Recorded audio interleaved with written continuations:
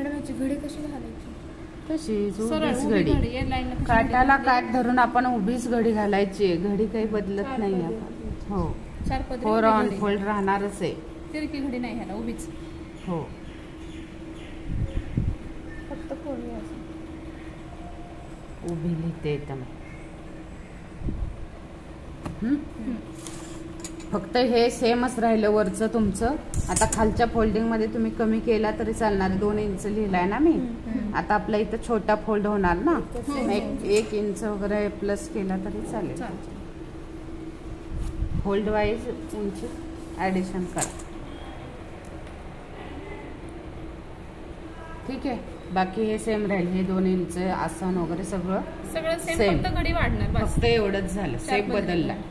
आणि इथं आपलं झबल्यासारखा आकार द्यायचा थोडासा. झबल्याला जसा दिला तर आपण तळाचा आकार